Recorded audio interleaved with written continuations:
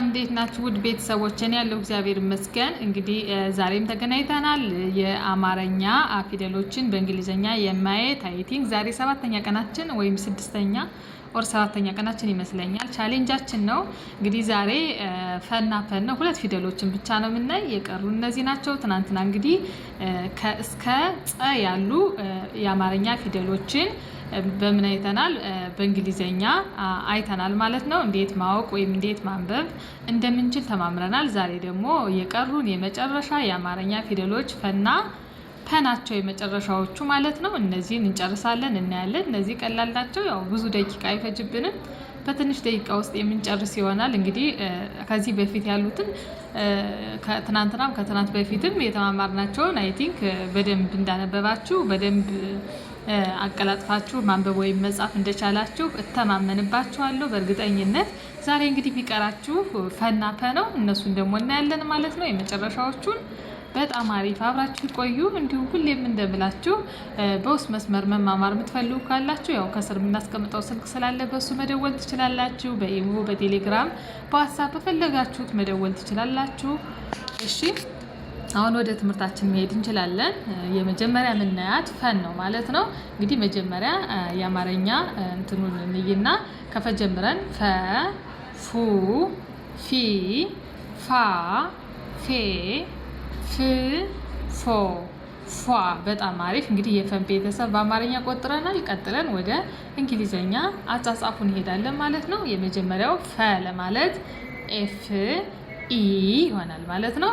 እንግዲህ ለፈ ቤተሰብ ዋና ኮንሶናንት ወይም ተነባቢ የምንወስደው ማንን ነው ብያችኋለሁ። ሁልጊዜም ኤፍን ትወስዳላችሁ ማለት ነው።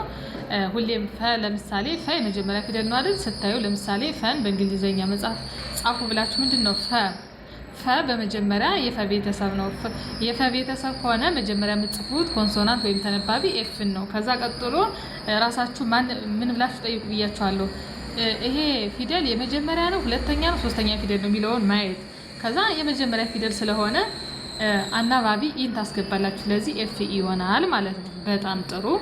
ቀጥሎ ፉ አሁንም ፉን በእንግሊዘኛ ለመጻፍ በቀላሉ በመጀመሪያ የማን ቤተሰብ ነው? የፈ ቤተሰብ ነው። የፈ ቤተሰብ ከሆነ መጀመሪያ ተነባቢ ኤፍን ትጽፋላችሁ። ከዛ አናባቢውን ለማወቅ ሁለተኛ ፊደል ነው አላልኩ? ስለዚህ ሁለተኛ ፊደሎች ደግሞ ዩ ስለሆነ አናባቢያቸው ዩን ትጽፉ ኤፍ ዩ ይሆናል ማለት ነው። በጣም አሪፍ። ከዛ ፊ ደግሞ ሶስተኛ ፊደል ስለሆነ ኤፍ፣ ከዛ ሶስተኛ ፊደሎች አይን ስለሚወስዱ ኤፍ አይ ይሆናል። አራተኛ ፊደል ፋ ደግሞ መጀመሪያ ኤፍ፣ ከዛ አራተኛ ፊደሎች ቫውል ኤን ስለሚወስዱ ኤፍ ኤ ይሆናል። ፌ ላይ ስንሄድ ደግሞ አሁንም ኤፍ አይ ኢ፣ ለምን አይ ኢ አምስተኛ ፊደል ስለሆነ፣ ፍ ደግሞ ሳድስ ስለሆነች ኤፍ ተነባቢዋ ብቻ ናት። ሌላ ምንም አናባቢ ያስፈልገውም። ፎ ለማለት ኤፍ ኦ፣ ለምን ኤፍ ኦ ሰባተኛ ፊደል ስለሆነ። እሺ ከዛ ፏ እንላለን ማለት ነው። እቺ የመጨረሻ ዲቃላ ሆሄ ፏ ስንል ደግሞ ኤፍ ዩ ኤ ይሆናል ማለት ነው። እሺ ስለዚህ አሁን የፈ ቤተሰብ ምንድነው? በመጀመሪያ ማሰብ ወይም ማወቅ ያለባችሁ የፈ ቤተሰብ ላይ በመጀመሪያ የፈ ቤተሰብ ምንድነው? ኮንሶናንታቸው ወይም ተነባቢያቸው ማን ነው ብያችኋለሁ? ኤፍ ነው ብያችኋለሁ። ስለዚህ ኤፍን መያዝ ነው። እሺ ሁሉም ጋር ኤፍን ትይዛላችሁ። ሁሉም ጋር አሁን ኤፍ አለ እዚህ ጋር ፉ ላይም ኤፍ፣ ፊ ላይም ኤፍ መጀመሪያ የሚጻፉ ማለት ነው። መጀመሪያ ኮንሶናንት ወይም ተነባቢ ነው የሚጻፍ እያችኋለሁ አይደል? መጀመሪያ ላይ ሁሉም ላይ ያሉ ማለት ነው። ከዛ የመጀመሪያ ፊደል ላይ ኢ ትገባለች፣ ሁለተኛ ላይ ዩ፣ ሶስተኛ ላይ አይ። ይሄንን ትናንት በፊትም እንግዲህ ሁሌም ሸምድዱ ብያችኋለሁ። አራተኛ ፊደል ኤን ታስገባላችሁ። አምስተኛ ፊደል ከኤፍ በኋላ ማለት ነው። እንግዲህ ኤፍ ላይ ሁሉም ጋር ትጽፋላችሁ ብያችኋለሁ። ከዛ አምስተኛ ላይ አይን፣ ስድስተኛ ላይ ኤፍ ብቻ፣ ሰባተኛ ላይ ኦን ትጨምራላችሁ። ኤፍን ከጻፋችሁ በኋላ ዲቃላ ሆሄ ላይ ደግሞ ኤፍን ጽፋችሁ ዩኤን ትጨምራላችሁ ማለት ነው። ስለዚህ የፈን ቤተሰብ በዚህ መልኩ አጥኑ። ቀጥለን ወደ መጨረሻዋ የአማርኛ ፊደል ወደ ፐ እንሄዳለን ማለት ነው።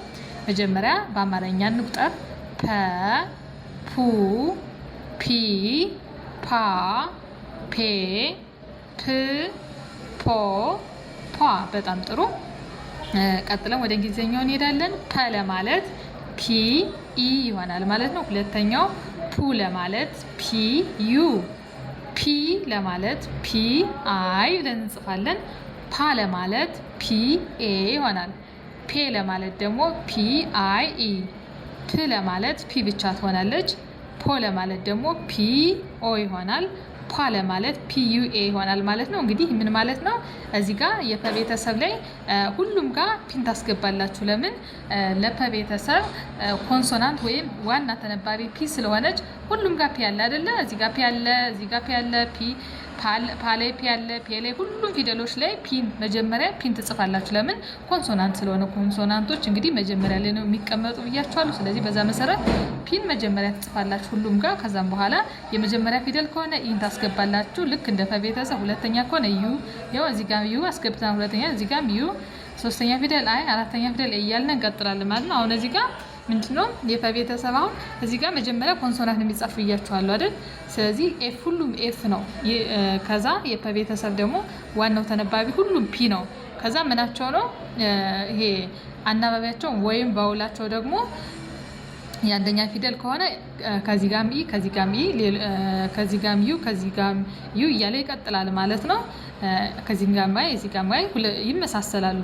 የሶስተኛ ፊደል አናባቢ ተመሳሳይ፣ አራተኛም ተመሳሳይ ኤ፣ አምስተኛም ተመሳሳይ፣ ስድስተኛ ሳድስ ነው አናባቢ የለውም። ሰባተኛ ሁለቱም ኦኦ ነው ይመሳሰላል። ስምንተኛ ፊደል ዩኤ ነው ዲቃላ ሆዮች ማለት ነው። ለዚህ አናባቢያቸው ወይም ባውላቸው የፈና የፒ ይመሳሰላል አይደል? የነዚህ ብቻ ሳይሆን የሁሉም ይመሳሰላል። የሁሉም ፊደሎች ያየናቸው እስካሁን ማለት ነው።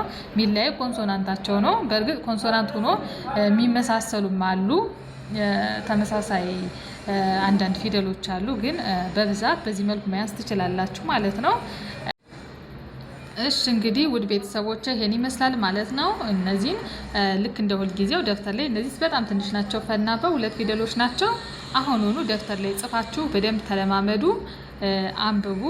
ቪዲዮውን እየመላለሳችሁ እንደ ሁልጊዜው እነዚህን አንብቡ። እንግዲህ በቀጣይ ደግሞ አሁን ፊደሎቹን በአማርኛ በእንግሊዝኛ ከሀ እስከ ፐ ድረስ አይ ቲንክ ለ7 ቀን ይመስለኛል። ዛሬ 7ኛ ቀናችን ይመስለኛል፣ ወይ 6 ወይ 7 ነው አይተናል ማለት ነው። እንግዲህ በቀጣይ ደግሞ እንግዲህ እናንተ ኮሜንት ካላችሁ ይሄ ይሰራልን ምትሉት ካለ አይቼ እንማማራለን። ካለዛ ደግሞ ሌሎችን ያላየናቸው በጣም ብዙ ያላየናቸው ነገሮች አሉ። እነሱን ለእናንተ ይጠቅማል ብዬ የማስባቸውን ትምህርቶች ይዤላችሁ እመጣለሁኝ።